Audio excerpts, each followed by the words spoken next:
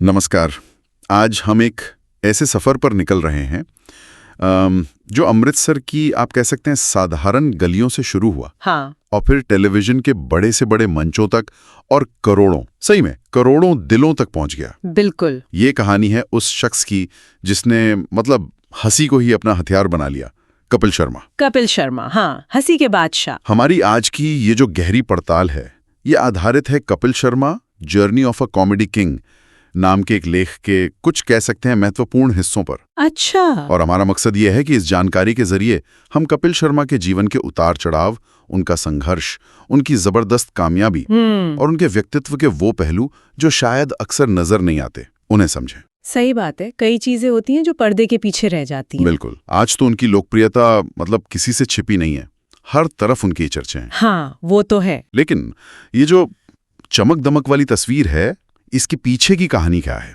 कितना संघर्ष रहा होगा, कितनी मेहनत, आंसू भी होंगे, यकीनन। और कितनी मतलब दृढ़ता छिपी है इस मुस्कान के पीछे। हाँ। तो चलिए आज इसी सफर के कुछ अनछुए पहलुओं को टटोलते हैं। हाँ, कोशिश करते हैं समझने की और देखते हैं कि इस कॉमेडी किंग की कहानी में हमारे सीखने के लिए क्या है। जरूर। तो कहानी शुरू होती है 2 अप्रैल 1981 को। जगह पंजाब का शहर अमृतसर। अमृतसर। कपिल का जन्म एक बहुत ही मतलब सामान्य मिडिल क्लास परिवार में हुआ था। जी। पिताजी केसी शर्मा वो पंजाब पुलिस में हेड कांस्टेबल थे। अच्छा। और माँ जनक रानी जी वो एक गृहिणी थी। माहौल घर का बिल्कुल साधारण था। लेकिन जैसा कि स्रोत बताते हैं, कपिल में बचपन से ही वो बात थी, दूसरों को हंसाने की, उनकी नकल उतारने की। हाँ, ये बात तो मैंने भी पढ़ी है। कहते हैं बचपन से ही मजाकिया थे। स्कूली पढ़ाई अमृतसर के श्री राम आश्रम सीनियर सेकेंडरी स्कूल से की। अच्छा। और फिर आगे की पढ़ाई के लिए हिंदू कॉलेज गए। हाँ, और ये दिलचस्प बात है कि स्रोत के अनुसार उनकी वो जो बचपन की शरारतें थी ना, लोगों की नकल उतारना, हाँ, वही आदत मतलब अनजाने में ही उनके भविष्य की करियर की नींव रख रही थी। कमाल है। उस वक्त किसने सोचा होगा कि यही लड़का एक दिन इंडिया का सबसे बड़ा कॉमेडी स्टार बन जाएगा। सही बात है। बल्कि जानकारी तो ये भी कहती है कि उनका पहला रुझान या सपना कह लें, वो तो सिंगिंग की तरफ था। अच्छा, गायक बनना चाहते थे। हाँ, गायक बनना चाहते थे। कॉमेडी तो जैसे मतलब रास्ते में कहीं मिल गई उन्हें। और उसी दौरान परिवार ने आर्थिक मुश्किलें भी देखी। स्रोत में जिक्र है कि उनके पिताजी को कैंसर हो गया था। ओहो। और उनके इलाज के दौरान परिवार को काफी मतलब पैसों की तंगी का सामना करना पड़ा। ये संघर्ष भी शायद उनके व्यक्तित्व का एक अहम हिस्सा बन गए। बिल्कुल, ऐसा होता है अक्सर। जब आप शुरू में संघर्ष देखते हैं ना, तो वो आपको जमीन से जोड़े रखता है। हाँ। चाहे आप बाद में कितनी भी ऊंचाई पर पहुंच जाएं, और शायद ये अनुभव उन्हें लोगों की भावनाओं को, उनकी रोज की मुश्किलों को बेहतर समझने में मदद करते होंगे। हो सकता है। जो बाद में उनकी कॉमेडी में भी झलका, शायद वो आम आदमी वाला कनेक्शन। हाँ, वो कनेक्शन तो था। लेकिन हाँ, गायकी का सपना लेकर वो पहुंचे सपनों के शहर मुंबई। मुंबई में शुरुआत वैसी नहीं हुई जैसी शायद सोची होगे। असफलताएं मिली, स्ट्रगल चलता रहा, जैसा कि अक्सर होता है। लेकिन फिर आया साल 2007 जो उनके लिए एक बड़ा टर्निंग पॉइंट साबित हुआ। उन्होंने टीवी के popular reality show the great Indian laughter challenge में हिस्सा लिया। सीजन 3 था शायद वो। हाँ, लाफ्टर चैलेंज, वो तो बहुत बड़ा मंच था उस समय। बिल्कुल। देश भर से कॉमेडियन आते थे अपनी प्रतिभा दिखाने। और कपिल ने न सिर्फ हिस्सा लिया, बल्कि अपनी वो जो अनोखी कॉमिक टाइमिंग थी, हाजिर जवाबी, और एक ताजगी भरा अंदाज, उससे जजों और दर्शकों सबका दिल जीत गए थे वो शो। हाँ, विजेता बने उस सीजन के। और स्रोत ये भी बताता है कि जो इनाम में करीब 10 लाख रुपए मिले थे ना, अच्छा, खासा अमाउंट था उस टाइम के हिसाब से। हाँ, वो रकम उन्होंने अपने परिवार की जरूरतों पर और अपनी बहन की शादी पर खर्च की। अरे वाह। तो ये जीत सिर्फ एक ट्रॉफी या पैसा नहीं थी, ये उनके लिए कॉन्फिडेंस लेकर आई, पहचान लेकर आई, दरवाजे खुल गए जैसे। सही कहा। इस जीत ने उन्हें मतलब रातों रात एक जाना पहचाना चेहरा बना दिया। इसके बाद तो रास्ते खुलते ही चले गए। स्रोत बताते हैं कि उन्होंने पीछे मुड़कर नहीं देखा, कई और कॉमेडी शोज में हिस्सा लिया, अपनी छाप छोड़ी। जैसे कॉमेडी सर्कस के कई सीजन में वो नजर आए, दर्शकों को बहुत पसंद आए। हाँ, कॉमेडी सर्कस तो बहुत पॉपुलर था। हाँ, इसके अलावा हंसते रहो, उस्तादों के उस्ताद जैसे शोज ने भी उनकी पॉपुलैरिटी को और बढ़ाया। तो यहाँ एक पैटर्न सा दिखता है, वो लगातार काम कर रहे थे, अपनी स्किल को बेहतर कर रहे थे। हाँ, घिस रहे थे खुद को, और धीरे धीरे इंडस्ट्री में अपनी जगह बना रहे थे। उनकी सफलता का एक बड़ा कारण, जैसा स्रोत भी इशारा करता है, वो थी उनकी सिचुएशनल कॉमेडी और हाजिर जवाबी। हाँ, वो सिर्फ रटे रटाई चुटकुलों पर नहीं चलते थे। नहीं, बिल्कुल नहीं। वो मौके पर कुछ नया बना लेते थे। वो जो पंजाबी लहजा था और आम बोलचाल का अंदाज, वो भी लोगों को बहुत अपना सा लगता था, है ना। और फिर आया साल 2013। ये उनके करियर का शायद सबसे बड़ा मील का पत्थर था। अच्छा, क्या हुआ 2013 में? उन्होंने सिर्फ एक परफॉर्मर रहने से आगे बढ़कर प्रोड्यूसर बनने का फैसला किया।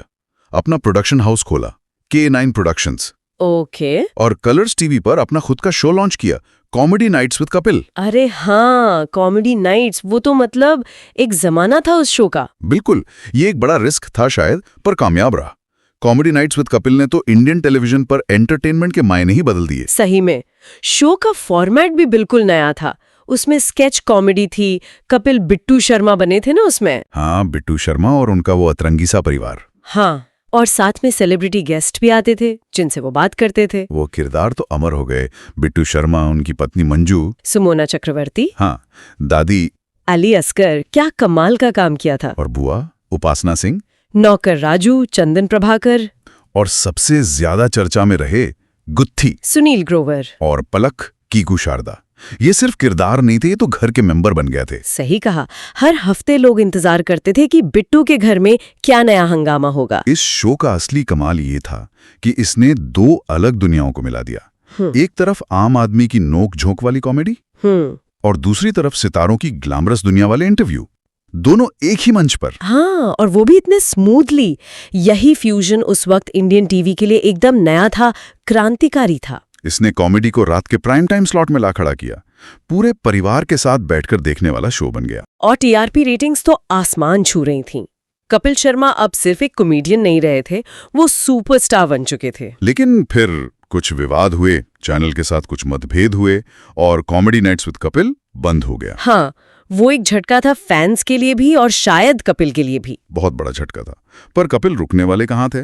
2016 में उन्होंने एक नई शुरुआत की, इस बार सोनी टीवी पर। हाँ, नया शो का नाम था द कपिल शर्मा शो। और ये वापसी भी मतलब जोरदार रही। द कपिल शर्मा शो ने तो कॉमेडी नाइट्स की सफलता को भी पीछे छोड़ दिया शायद। हाँ, कह सकते हैं।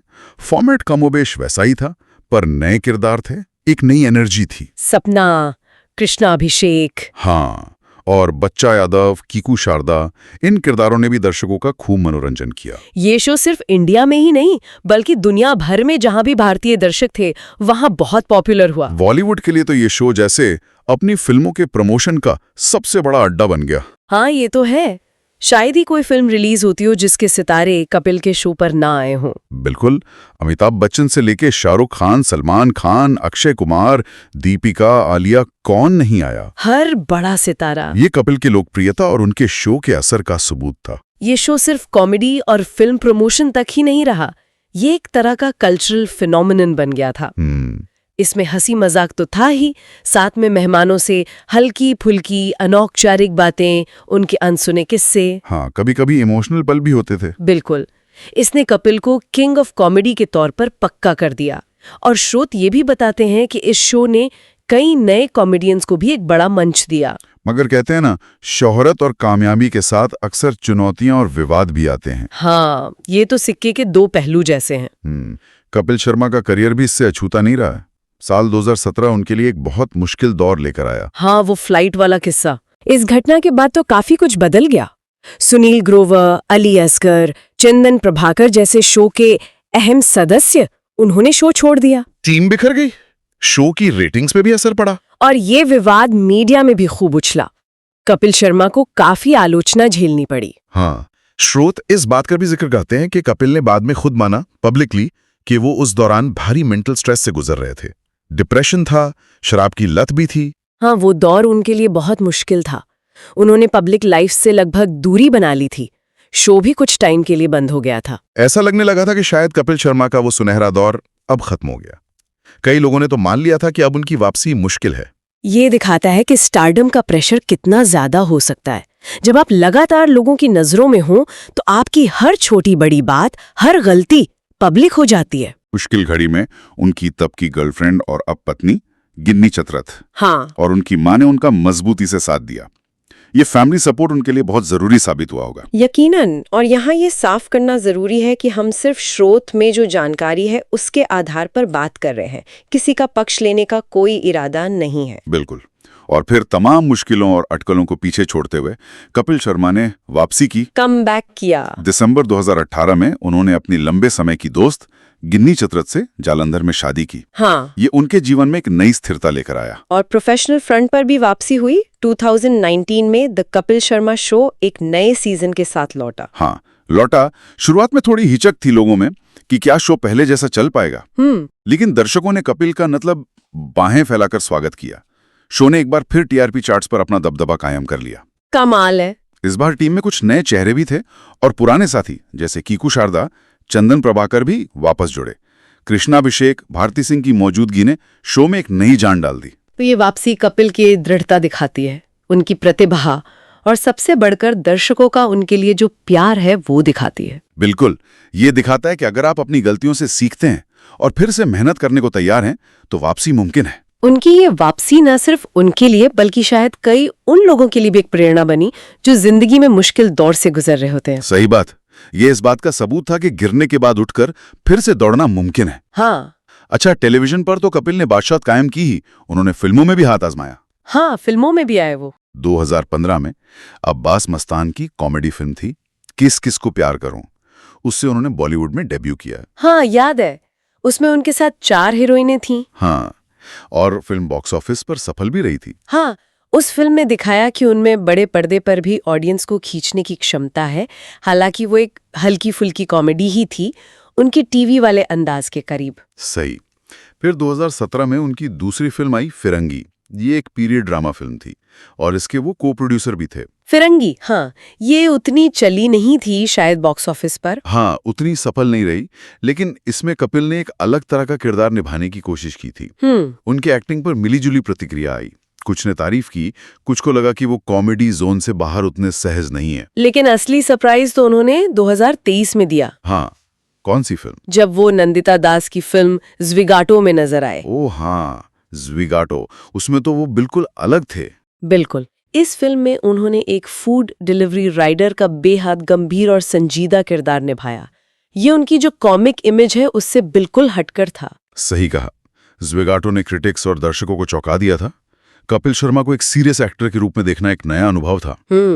स्रोत बताते हैं कि इस फिल्म में उनके काम की काफी तारीफ हुई, भले ही फिल्म कमर्शियली बहुत बड़ी हिट न रही हो। हाँ। लेकिन इसने कपिल की एक्टिंग एबिलिटी का एक बिल्कुल नया पहलू दिखाया और साबित किया कि वो सिर्फ हंसाने वाले कलाकार ही नहीं हैं, बल्कि एक वर्सेटाइल एक्टर भी हैं। ये वाकई तारीफ के काबिल है कि उन्होंने अपनी बनी बनाई सफल कॉमेडी इमेज से बाहर निकलकर ऐसा रिस्क लिया। हाँ, ये हिम्मत की बात है। ज़्विगाटो ने उन्हें एक एक्टर के तौर पर नई इज्जत दिलाई और दिखाया कि वो किरदारों की गहराई में उतर सकते हैं।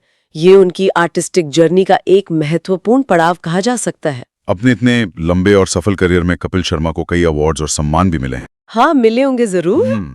उन्हें कई बार इंडियन टेलीविजन एकेडमी यानी ITA अवार्ड्स में बेस्ट एक्टर कॉमेडी का पुरस्कार मिला है। उनके shows comedy nights with Kapil और द कपिल शर्मा शो, इन्होंने भी बेस्ट कॉमेडी शो के कई अवार्ड जीते हैं। अच्छा। इसके अलावा CNN IBN ने उन्हें 2013 में एंटरटेनमेंट कैटेगरी में इंडियन ऑफ द ईयर भी चुना था। हाँ, ये भी बड़ा सम्मान था। और वो जो फोर्ब्स इंडिया की सेलिब्रिटी 100 लिस्ट आती है ना, हाँ, उसमें भी वो कई सालों तक अपनी जगह बनाते रहे हैं, जो इंडिया के सबसे प्रभावशाली और अमीर सेलिब्रिटीज की रैंकिंग होती है। ये सब उनकी लोकप्रियता और इंडस्ट्री में उनके कद को दिखाता है। बिल्कुल। निजी जीवन की बात करें तो जैसा हमने पहले जिक्र किया, दिसंबर 2018 में उन्होंने गिन्नी चतुर्थ से शादी की। हाँ। अब वो 2 प्यारे बच्चों के पिता हैं। उनकी बेटी अनायरा शर्मा का जन्म दिसंबर 2019 में हुआ और बेटा भी है। हाँ, बेटा त्रिशान शर्मा, उसका जन्म फरवरी 2021 में हुआ। कपिल अक्सर सोशल मीडिया पर अपने परिवार के साथ, पत्नी और बच्चों के साथ तस्वीरें, वीडियो शेयर करते रहते हैं। हाँ, देखा है। और उनके फैंस को ये बहुत पसंद भी आता है। हाँ। स्रोत इस बात पर भी जोर देते हैं कि इतनी शोहरत और सफलता पाने के बावजूद कपिल अपनी जड़ों से जुड़े हुए हैं। वो आज भी खुद को अमृतसर का वही लड़का मानते हैं। उनकी बातों में, उनके अंदाज में वो जमीनीपन अक्सर झलकता है। ये बात तो है। और उनकी ये विनम्रता, ये पारिवारिक छवि, ये भी शायद उनकी इतनी लंबी चलने वाली लोकप्रियता का एक बड़ा कारण है। लोग उनसे सिर्फ एक स्टार की तरह नहीं, बल्कि एक इंसान की तरह भी जुड़ पाते हैं। उनका एक कोट है जो स्रोत में दिया गया है, वो उनकी सोच को शायद अच्छे से बताता है। हंसी बांटने से कोई गरीब नहीं होता, बल्कि दुनिया थोड़ी और खूबसूरत बन जाती है। क्या बात है, बिल्कुल सही कहा। ये शायद उनके जीवन और काम का सार है। तो कपिल शर्मा का ये सफर रहा है, अमृतसर से शुरू होकर दुनिया भर में छा जाने का। ये हमें क्या सिखाता है? ये कहानी है सपनों का पीछा करने की, मुश्किलों से ना घबराने की, गिरने के बाद फिर उठ खड़े होने की। हाँ, दृढ़ता की कहानी है। ये कहानी है इस बात की कि अगर आप में हुनर है, कॉन्फिडेंस है और कड़ी मेहनत करने का जज्बा है, तो आप अपनी किस्मत खुद लिख सकते हैं। बिल्कुल। उनकी कहानी सिर्फ एंटरटेनमेंट इंडस्ट्री तक ही सीमित नहीं है, ये उससे कहीं बड़ी है। ये दिखाती है कि कैसे छोटे शहरों और सामान्य बैकग्राउंड से आने वाले युवा भी बड़े सपने देख सकते हैं और उन्हें पूरा कर सकते हैं। सही। यहाँ एक सोचने वाली बात यह है, और शायद ये उनकी विरासत का एक अहम हिस्सा होगा, कि उनकी इस असाधारण यात्रा ने भारत के अनगिनत छोटे कस्बों और शहरों में कितने युवाओं को यह हौसला दिया होगा। हाँ, ये सोचने वाली बात है कि वो भी अपनी प्रतिभा के दम पर कुछ बड़ा कर सकते हैं। इसका जो सोशल इम्पैक्ट है, वो शायद उनकी कॉमेडी के इम्पैक्ट से भी ज्यादा गहरा और स्थायी हो। निश्चित रूप से कपिल शर्मा की कहानी सिर्फ एक कॉमेडियन के शिखर तक पहुंचने की दास्तान नहीं है। ये आशा की कहानी है, पॉजिटिविटी की कहानी है, और इस विश्वास की कहानी है कि हंसी और खुशी फैलाना भी एक बहुत बड़ी कामयाबी है। शायद जैसा वो खुद कहते हैं और जैसा उनका जीवन दिखाता है, हंसते हंसाते जिंदगी जीना ही सबसे बड़ी कला है। बिल्कुल, बहुत अच्छी तरह से आपने इसे समेटा।